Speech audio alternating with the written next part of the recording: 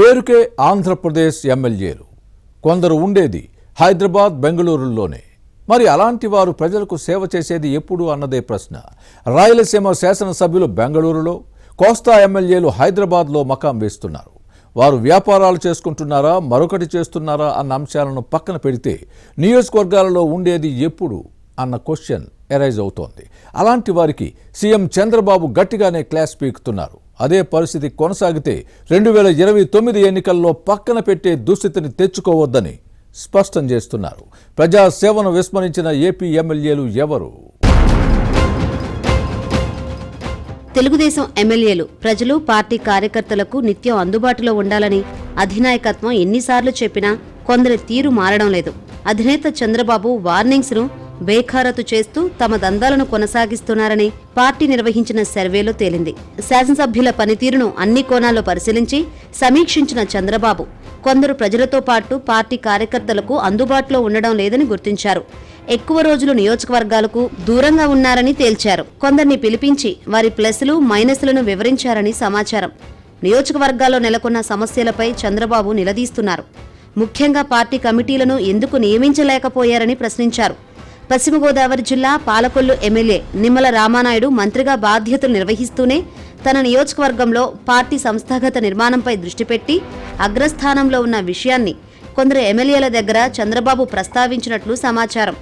మరికొందరు శాసనసభ్యులు తమ చుట్టూ ఉన్న వారిని మినహా ఇతరులను పట్టించుకోవడం లేదని ఆగ్రహం వ్యక్తం చేశారని తెలుగుదేశం వర్గాల్లో వినిపిస్తోంది. శాసనసభ్యులు గ్రూపులు కట్టడాన్ని తప్పుపట్టి ఇదే పరిస్థితి కొనసాగితే 2029 ఎన్నికల్లో మీ పరిస్థితి ఏమిటో ఆలోచించుకోవాలని కాస్తంత కటువుగానే హెచ్చరించారని తెలిసిందే. నియోజకవర్గాలకు దూరంగా ఉంటున్న శాసనసభ్యుల తీరును అధినేత ఆక్షేపించారు.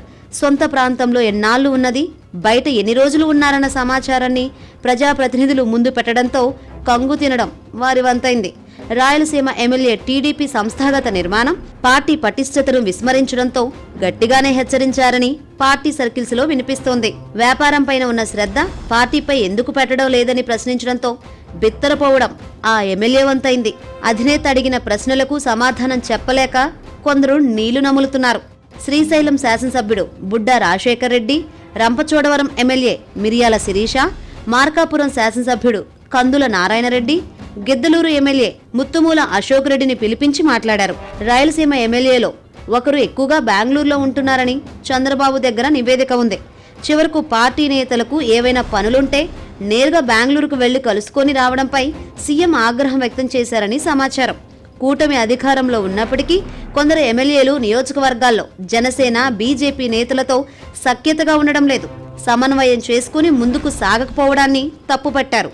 వ్యవసాయ మార్కెట్ కమిటీలు, దేవాలయాల పాలక మండల ఏర్పాటుకు పేర్లు ఎందుకు ఇవ్వలేకపోయారని గద్దించి అడగడంతో గొంతు పెగల్లేదని అంటున్నారు. టీడీపీ ఎమ్మెల్యేల దందాల అంశం అధిష్టానానికి ఒక పట్టాన అంతుపట్టడం లేదు.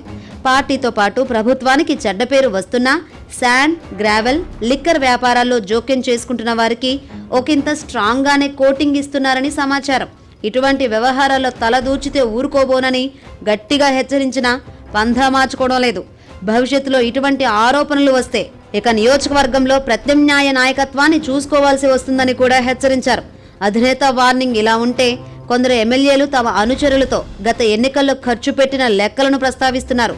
ఏదో ఒక రూపంలో కొంతైనా రాబట్టుకోపోతే ఎలా అన్నది వారి వాదన. ఇలాంటి దిగజారుడు పరిస్థితులపై పార్టీ కొంత గట్టిగానే ఉంటోంది.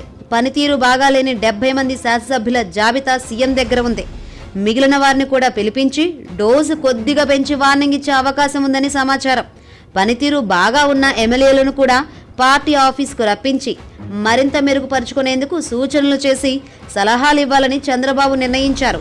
టీడీపీ అధినేత తీరు చూస్తుంటే 2029 ఎన్నికలకు ఇప్పటి నుంచే సంసిద్ధం అవుతున్నారని అర్థమవుతుంది. చంద్రబాబు వార్నింగ్ తర్వాతైనా ఎమ్మెల్యేల తీరు మారుతుందో లేక పాత పద్ధతులనే కొనసాగిస్తారో చూడాలి.